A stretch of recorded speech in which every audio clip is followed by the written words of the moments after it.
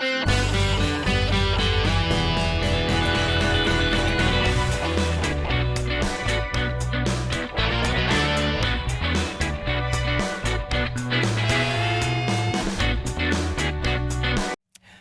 kayo guys? Ito na naman tayo at muli tayo magre-react kay Ruel Carino. Meron tayong nakitang video niya galing dito sa Itbulaga kung saan kinanta niya yung kanta ng Bee Gees, yung How Deep Is Your Love. Ayan, pakinggan natin at panoorin. Ba't nga ba natatawa si Bossing Vic dito at si Boss Joey? Sabay-sabay tayo mag-react. Janmil, A or B? Ito na mga Rubber Cats. Ruel Carino, the clone of Matt Monroe.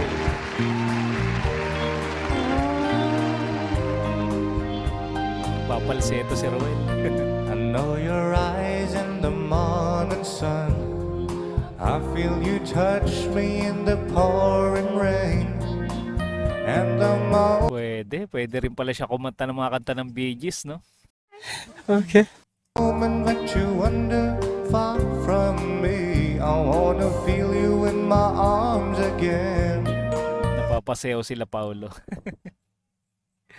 Pero gandang-ganda talaga ako dito sa kanta ng Bee Gees na to. Talagang walang pagkaluma, no? Hanggang ngayon marami pa rin kumakanta.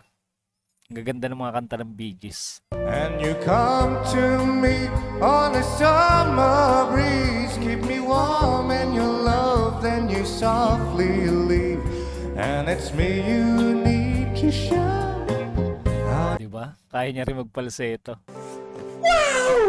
Deep is your love, how deep is your love, I really mean to learn. Babackup sila Main, no? At saka sila Raisa. Karen. Cause we're living in a world of fools, breaking us down when they all should let us be. Pero syempre yung timbre niya dito, Matt Monroe pa rin.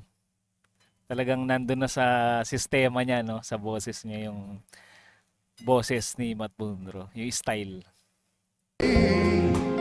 We belong to you and me.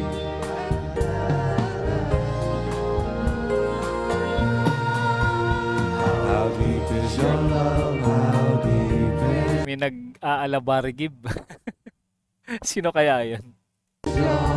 Nagpapalseto. me to learn? Cause Ayos. we're living Si Bossing Vic pala yun. Nakakatuwa.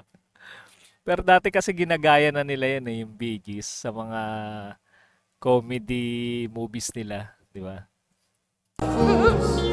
breaking us down when they all should let us be. Natatawa si Ruel eh. Tsaka yung BST pala parang ganun yung style eh. Parang Bee Gees din. Bee Gees ng Pilipinas.